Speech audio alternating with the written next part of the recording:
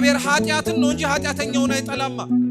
መቅበዝበዛችንን ድንጉጥ መሆናችንን ክፋታችንን ሊጠላው ይችላል እንጂ ክፋታችን እኛ ጋር ስላለ ብሎ ከኑህ ጋር የተገኘ ሰሊጥ አብረተ እውቀት በሚል መርህ እናንተም ከእንደ ጥፋታችሁ ጥፉ ይላል። እግዚአብሔር አስታሞ የያዘን ሁላችንን እንደዛ ችግር ሳይሆን ቀርቶ የለም።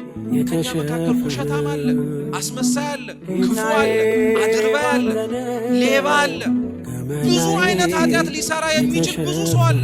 ከነ ህመማችን ከነ ችግራችን ሰብስቦ ቁጭ አረገን እንዴት አውጥቶ ይጣል? ለማን አሳልፎ ይስጠን? ተስተካክላችሁ ውጡ ነው ከቤተ ክርስቲያን እኮ ያባረር። እኛንን እኮ የተሞኘ ነው። አንዳንዶቻችን ተስተካክለን እንመጣለን ይላል።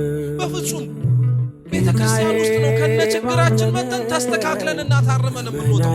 እንዴት ነው አንድ ሰው ብቻውን ውጪ ሆኖ ተስተካክዬ ታርሜ ንጹህ ሆኜ ልምጣ ይላል እንዴ?